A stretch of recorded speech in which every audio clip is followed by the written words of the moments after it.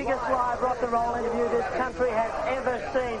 Later tonight, I'm going to be interviewing former Deep Purple lead singer, rock legend, rock lord, the voice of Whitesnake himself, David Coverdale. A huge crowd has turned up. We've actually flogged 20,000 of these Coverdale Denton interview T-shirts. As you can see, the obligatory tour date on the back. Right now, the support interview is on. Amanda Keller's interviewing Adolf Studd from Rancid Pope.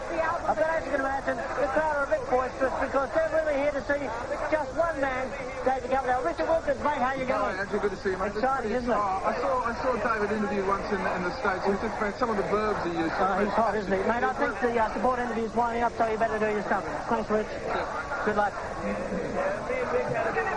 Ladies and gentlemen, what about a big hand for our special guest interview tonight, Amanda Keller and Adolf Studd from Rancid Pope.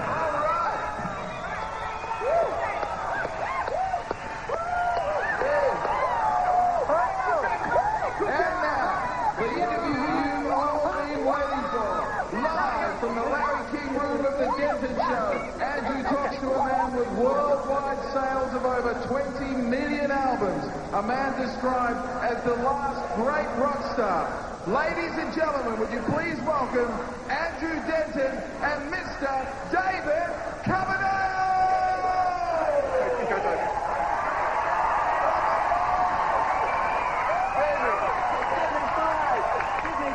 Let's go, let's do it.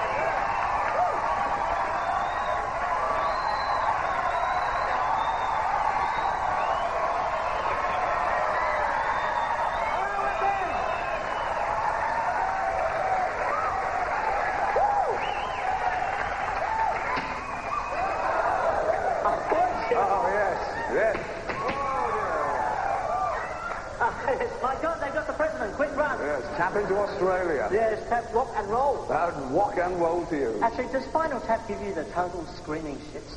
Yeah, it frightened me to death. Yes, really. No, a bit close to the bum. It's going to be very hard to do an interview after build-up like that, but we'll try. Frankly, yeah. That was really effective stuff, wasn't it? Yeah, it was. It certainly worked. How are you doing?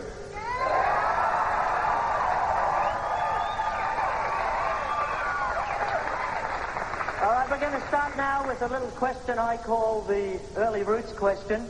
David, actually rock and roll, heavy rock, never seems to die. I mean, they throw rap at it, they throw disco at it, they throw grunge at it, but it never dies. Why? It's good therapy, good release for people. You know, nice sweaty music. Yeah, and sex, too. Sex is the big And you guys aren't exactly the quietest crowd in the world, are you? No, we're not. A bit of rock and roll for Australia ain't too shabby. Yeah. Actually, this is...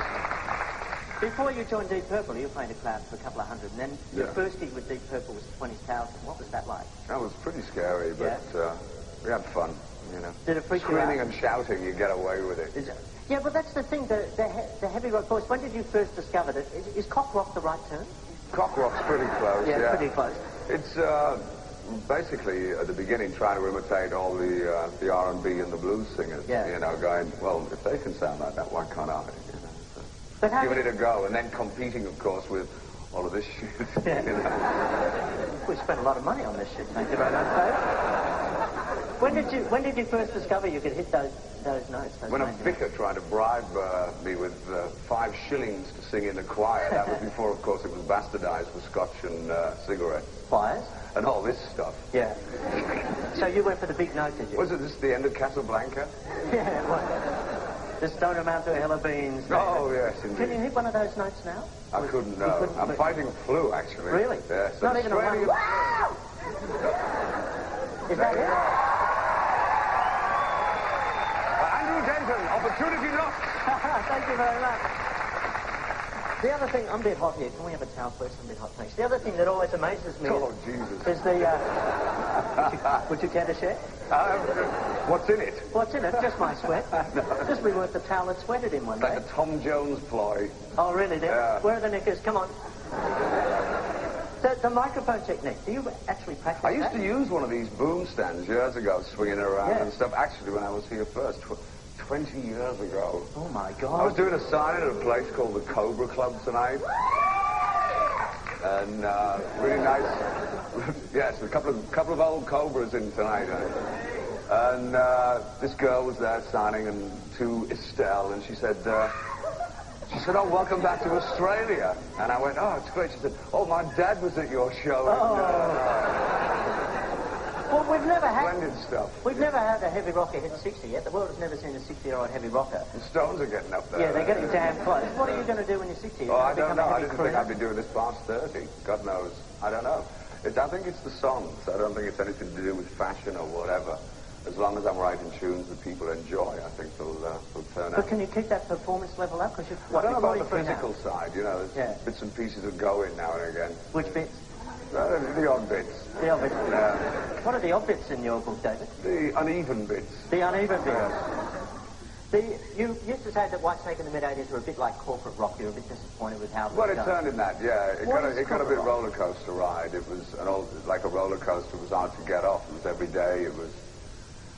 Business was going bizarre. It was incredibly successful. And you think, Jesus, you know, we must be doing something right. But it wasn't necessarily musically right.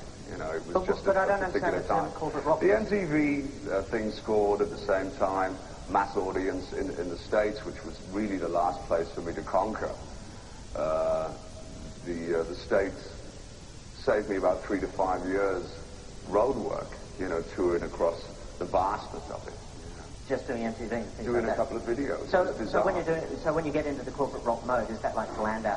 Is that what you felt it was for you? Well, at the end of it, yeah, when I had time to take stock and go, this isn't the reason I got into it. The reason I got into it very simply was to express myself. That was it. Yeah. You know. And the women. And the women. And the women. Yeah. So this is why it's called cock rock. That's a cucumber stuff, isn't it? It's did you ever no, I didn't. No visible aids. No visible aids at all. No. What about a bad hair day today, the Coverdale? This morning coming from Brisbane. No, I saw the front page with that Ansett Airlines. You know, yes, that's a bit unfortunate. Those guys. That's the worst cloak habit I've ever seen on that plane. I know. It was like big lines down there. Yeah, it was terrible. So, but your head would move. I mean, no, it didn't this morning. No, really? All the other bits did. That didn't. It just stayed there. That's very sad to hear. So, David, why did you choose Whitesnake as a name? Because, you know, there's... Cock rock. Is that what it means? Whitesnake is a euphemism for... Mammary gland. Yes. That's it. Sorry, it's a euphemism for... What the hell is up there? The LA Lakers, you know. There's a euphemism for... Nice to meet you. I'll get this question out of it. So it's a euphemism for penis? Easy for you to say. It is. But you could, I mean, there are other names, aren't there? There's Pale Nazarene, there's that's a good name. Butthole surface, Butthole surface, Dayglow abortions. Why didn't you go for agrosum? Dayglow abortion? You've never heard of a Dayglow? I'd never sleep at night. But why Whitesnake? It was a song I wrote when I was with Deep Purple, and fortunately we didn't record it, and I did a solo album called David Coverdale's Whitesnake. You know, and it stuck. And it stuck, the Whitesnake. It stuck, yeah. Well, David, we've learned so much about you tonight. Yes, you have indeed. I have been Andrew Denton, and this has been David Coverdale. Come with me.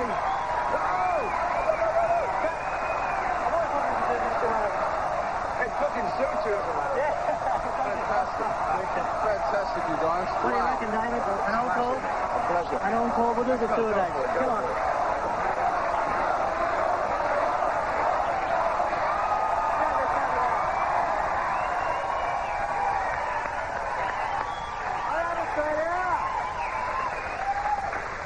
This is a little question David and I wrote in a hotel in Pensacola once when we were holed up for a while. It's called, what are the tour dates? You ready, Dave?